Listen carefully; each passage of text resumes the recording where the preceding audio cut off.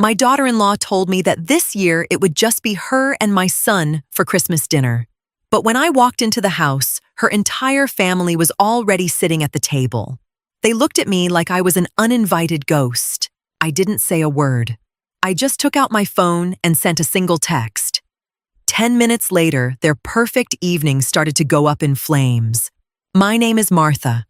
I'm 68 years old, and I live in a quiet suburb of Seattle. My house is small, but it's mine, every single brick of it. Since my husband passed away 5 years ago, I've learned to appreciate the silence. But silence isn't the same thing as loneliness. My son Julian and his wife Brooke live only 10 minutes away. Usually Christmas is the time when my kitchen smells like cinnamon and pine needles. But this year, the tone on the phone was different. Brooke called me a week before Christmas Eve. Her voice was artificially high, like the squeak of an ungreased door hinge. "Martha," she said, "we've been thinking. We really want a quiet holiday this year. Just the two of us. Julian really needs a break from all the family chaos." I sat at my kitchen table, looking at my hands. I'm not the kind of woman who begs or pushes back. "Just the two of you?" I asked calmly. "Exactly," she confirmed quickly. "No stress, no big dinner. We'll call you on Christmas Day to check in." Julian didn't even get on the phone. He let his wife handle the rejection while he probably turned up the TV in the background. It was a moment of absolute clarity. People say blood is thicker than water, but sometimes the water is a lot clearer. I didn't feel a sting of pain, just a cold realization. They didn't want me there. I accepted it, hung up, and made myself a cup of tea. But I'm an observant woman. A few days later, while I was out, I spotted Brooke's SUV in front of a high-end gourmet market. She was loading up bags like she was feeding an army a prime rib roast, several cases of expensive wine, the works. "Just the two of us?" she'd said. I paid for my groceries in cash, went home, and pulled an old notebook out of my desk. In it weren't just recipes, but the records of the monthly wire transfers I'd set up years ago to help Julian's startup and their massive home renovation. I looked at the numbers. If I wasn't good enough for their Christmas dinner, my money wasn't good enough for their mortgage. Over the next few days, I watched from a distance. I'm not a spy, but I know my family's habits. Brooke posted photos of elaborate decorations on Instagram. "Preparations for our cozy night in," she captioned them. In her world, cozy usually meant expensive. I went down to my basement and found the spare key to their house. They'd given it to me 2 years ago so I could water the plants or take in packages while they were traveling. Holding that key felt heavy, a symbol of trust that had become entirely one-sided. Julian called me briefly on December 22nd. "Everything okay, Mom?" he asked. He sounded rushed. I could hear the clatter of fine china and Brooke barking orders in the background. "I'm doing wonderful, Julian," I replied. I didn't ask about Christmas Eve. I didn't give him the chance to lie to me again. He sounded relieved, maybe even a little ashamed that I wasn't making a scene. He probably thought I'd be spending the night alone with a can of soup. But I had other plans. I went to the bank. It was a gray, drizzly morning. I sat across from the manager I'd known for 20 years and asked him to stop all recurring transfers to Julian and Brooke, effective immediately. "All of them, Martha?" he asked, surprised. "Every single one," I said, firmly. We were talking about $1,200 a month money from my husband's estate that I gave them as a supplement for their lifestyle. Next, I went to my lawyer. Not for a lawsuit, but to update my will. I own my home and a significant investment portfolio. If I was a burden on a Tuesday, there was no reason to leave my life's work to people who treated me like a chore. I wasn't angry. I was precise. I bought myself a bottle of vintage champagne and a small duck breast for dinner. but I knew I wouldn't be staying home on the 24th. I wanted to see the truth with my own eyes. Christmas Eve in Seattle was windy and raw. I put on my best wool coat, my pearl necklace, and my favorite perfume. I didn't look like a forgotten widow. I looked like a woman heading to a gala. At 6 p.m., I got in my car. I drove slowly through the neighborhood. When I turned onto Julian and Brooke Street, it was lined with cars. 3 were in the driveway. 4 more were at the curb. I recognized Brooke's parents' Mercedes and her brother's truck. Even her aunt's van from Portland was there. Just the 2 of us. Brooke's voice echoed in my head. I parked a block away and walked up. My heart was steady. I didn't have a gift in my hand, only the certainty that I was about to draw a line in the sand. I walked up the stone path. Through the massive picture window, I saw the glowing tree. The table was set for 12. Brooke's mother was sitting in the armchair I'd paid for last year, sipping champagne. Kids were running through the hall, Brooke's nieces. It was a grand family gathering. A party where everyone was welcome except the woman who helped pay for the roof over their heads. I took out my key and put it in the lock. It turned without a sound. I stepped into the foyer. The smell of roasted meat and expensive wine hit me instantly. Bing Crosby was playing softly. For a moment, no one noticed me. I stood in the shadow of the coat rack and watched Julian. He was laughing at a joke his father-in-law made. He looked happy. He looked like a man who had completely forgotten his mother existed. Then Brooke came out of the kitchen with a tray of appetizers. She froze as if she'd seen a ghost. The tray trembled in her hands. The clinking of glasses was the only sound in the sudden silence. I smiled at her, a polite, freezing smile. "Good evening," I said, my voice clear. "I just thought I'd drop by to wish you a Merry Christmas." "In your quiet seclusion," as you put it, Brooke. The silence was heavy enough to feel. Julian turned white. The laugh died on his face. He set his glass down so fast he splashed wine onto the white tablecloth. "Mom," he stammered. "What are you doing here?" Brooke recovered faster. She put on her hostess face, a mask of fake warmth I'd always seen right through. "Martha, this is such a surprise," she said, sliding the tray onto a side table. "We thought you wanted some peace and quiet tonight." I stepped further into the warm light of the living room. Brooke's parents gave me an awkward nod. They knew. "Quiet. No, Brooke, you told me on the phone that Julian needed a break. So I thought I'd just stop by for a second to give you my best." I looked around the room. "It seems Julian changed his mind. Or perhaps your definition of quiet includes 10 people, just not me." Julian walked toward me. He looked like a little boy caught in a lie. "Mom, please sit down. We can pull up a chair." I raised my hand slightly. "No, thank you, Julian. I wouldn't want to disrupt the flow. You two clearly went to a lot of trouble to plan this evening, specifically to exclude me. It would be rude of me to ruin that plan by staying." Brooke's face turned a blotchy red. She was used to being in control. "We just thought it wasn't a good fit this year, Martha. You know how loud my family gets. We didn't want to overwhelm you." I looked her dead in the eye. My eyes were dry. "Overwhelm me, Brooke. I managed a hospital administration office for 30 years. A few rowdy kids don't overwhelm me. But dishonesty, that actually does." I turned to leave. "Enjoy the dinner. The roast looks lovely. And the wine I sent you 3 cases of last month seems to be going down easy." I walked out the door without looking back. Julian called after me, but he didn't follow me into the rain. He stayed with the roast and his wife. As I closed my car door, I took a deep breath. It was time for the text. I sat in my car before starting the engine. My phone was on the passenger seat. I opened the family group chat, the one with my sister-in-law, my cousins, and several close family friends. There were 25 people in that chat. I didn't type a rage-filled rant. I kept it professional the way I always had been.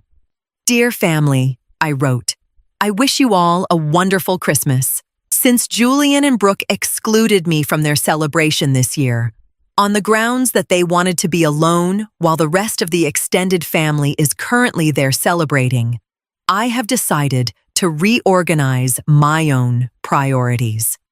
As of today, I have stopped all financial support for their mortgage and expenses.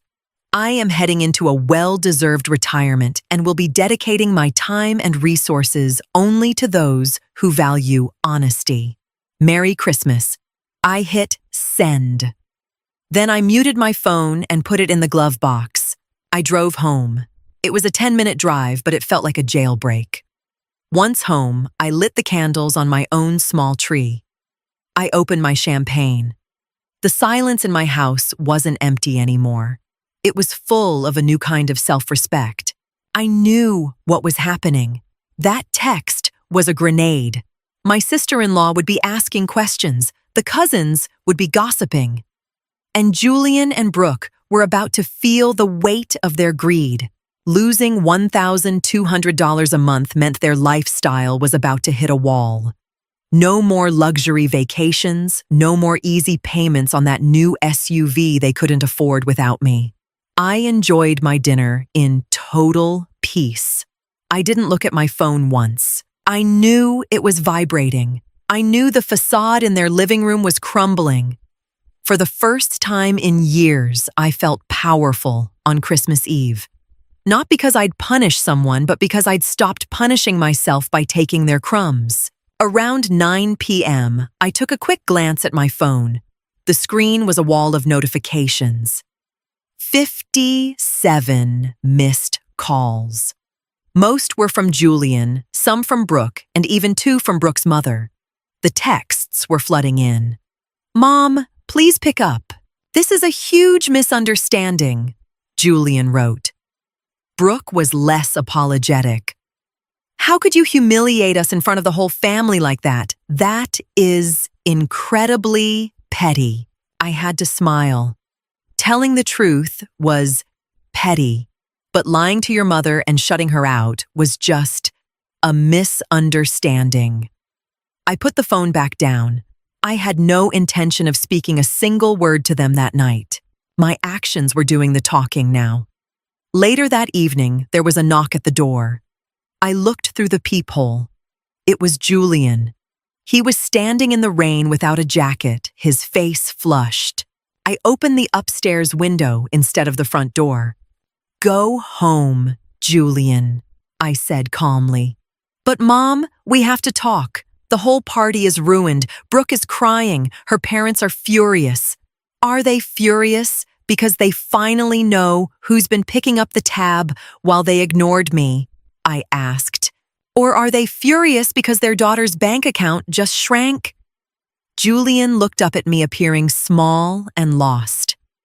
It was just one night, Martha. We just wanted.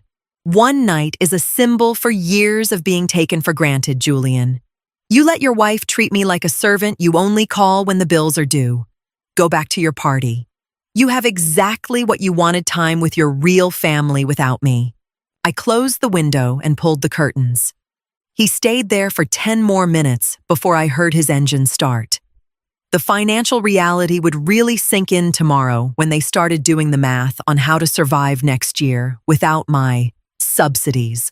I went to bed and slept better than I had in years. No guilt, just clarity. A smart person doesn't solve problems by screaming. They solve them by removing the foundation that the disrespect is built on. In this case, that foundation was my generosity. Christmas Day was quiet for me, but the group chat was a battlefield. I turned my phone back on and read the messages. The tide had turned.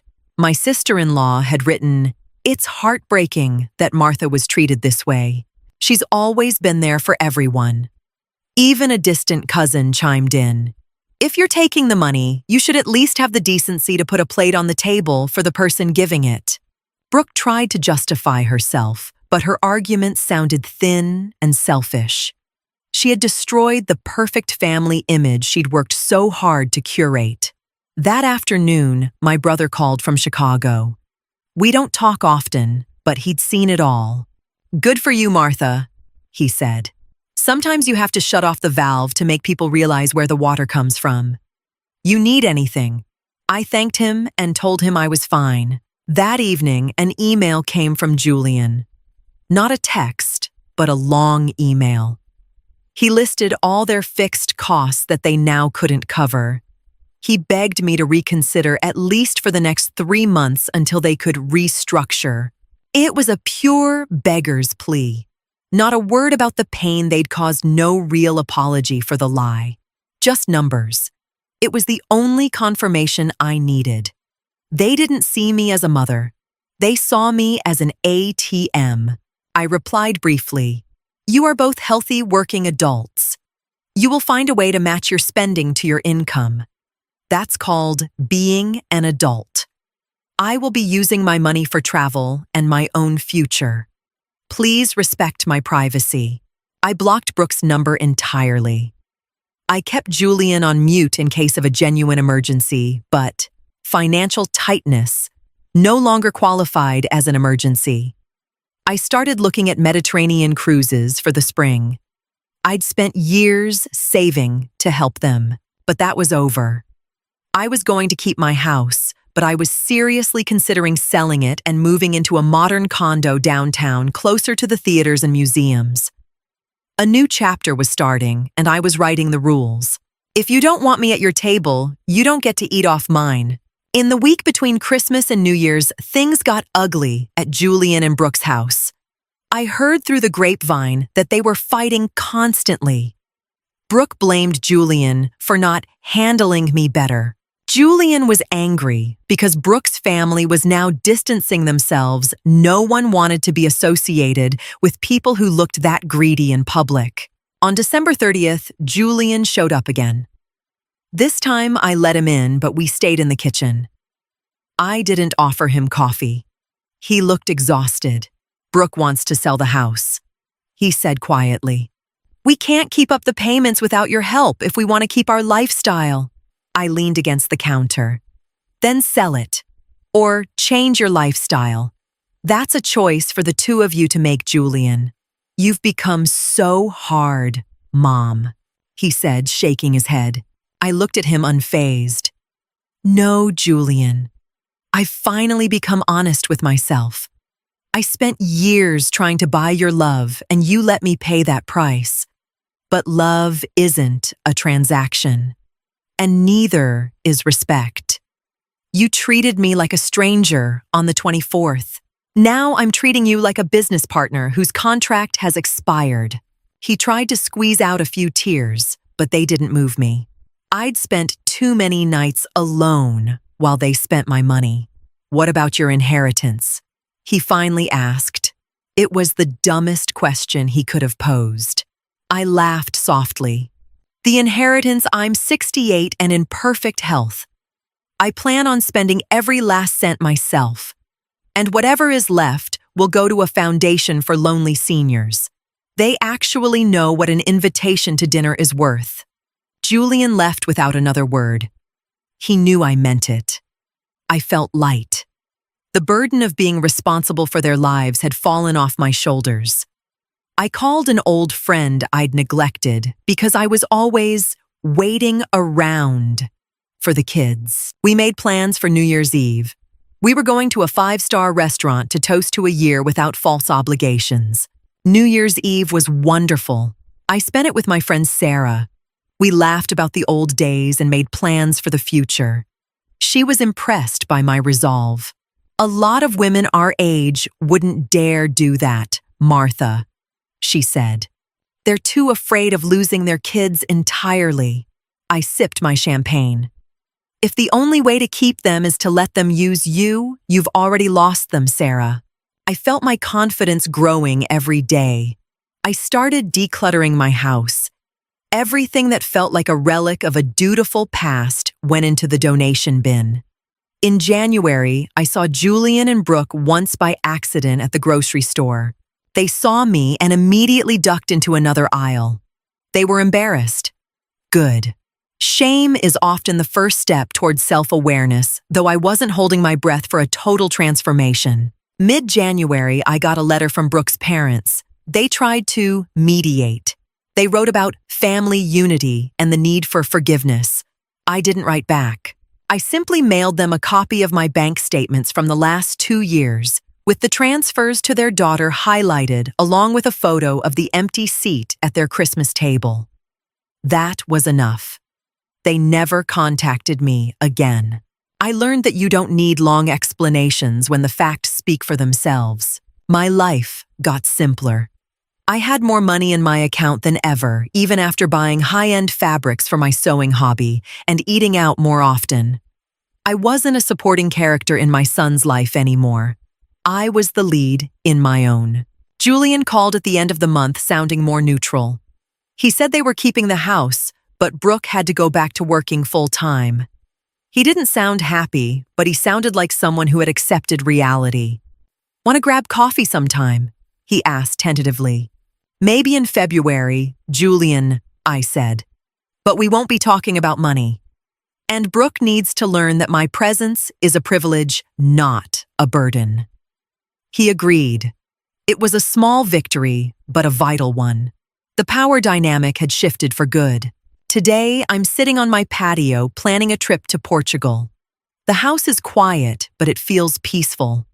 Julian actually came over for coffee last week alone. We talked about nothing in particular, the weather, my travel plans. He seemed more respectful, almost a bit in awe of me. He realized I wasn't the woman who could be brushed off with a quick phone call anymore. Brooke wasn't there, and I was fine with that. It will be a long time before I want to sit across from her again, if ever. But that's the beauty of getting older. I don't have to. I have no obligation to keep the peace at the cost of my own soul. Looking back at that Christmas, I don't feel anger. It was the spark I needed for my freedom. Without that slap in the face, I probably would have gone on for years, staying silent and wondering why I felt so small. Choosing to act immediately and take control of my finances was the only language they understood. It wasn't cruel. It was just. I taught my son an important lesson. You can't inherit respect. You have to earn it. And I gave myself the best gift possible. The realization that my value isn't defined by how useful I am to others. I'm Martha. I'm independent. And I decide who gets a seat at my table. I'm Martha. I'm independent. And I decide who gets a seat at my table.